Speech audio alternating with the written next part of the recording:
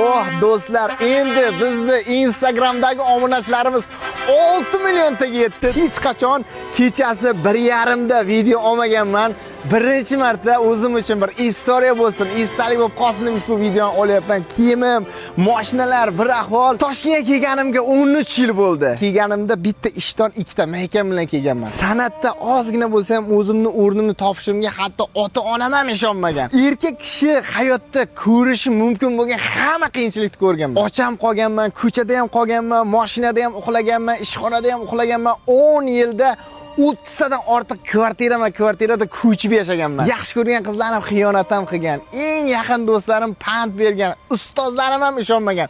Rostdan ham bo'ylarim past, ko'zlarim piska, o'zim qorashidan kelganman.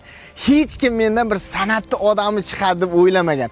Lekin nima bo'lishidan qat'iy nazar bir lahza ham qo'limni tushirmaganman. Har doim maqsadimga harakat qilganman. 2 yil institutga tayyorlanganman. San'at institutiga bunchalik tayyorgarlik ko'rgan odam bitta men bo'lsam kerak.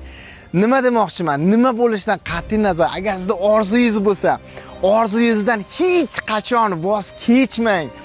Sizni bilib qo'ying, eng yaqin do'stingiz bu hayotda faqat mehnatingiz ekan. Muhabbatingiz, sevgingiz faqat e'tiqodingizga bo'lsin ekan. Qolgan hamma narsa, hamma inson istalgan paytda sizga pand berishi mumkin ekan. Instagramda 6 million, YouTube'da 3,5 million, deyarli 10 million auditoriya bugungi kunga kelib, mana shu qishloqdan chiqqan bir vaqtlar eshak minib, o't tashib, somon uyib, bug'doy o'rib, g'ish quyib, Rossiyada ishlab yurgan odamni 13 yildan keyin 10 million auditoriya yaxshi ko'rib kuzatyapti. Bu men uchun juda katta baxt. Kim uchun oddiy narsa bo'lishi mumkin. Juda to'lqinlanib, ichim boshqacha bo'lib ketib, yarim kechasi video qilyapman. Bugun video qo'ydim.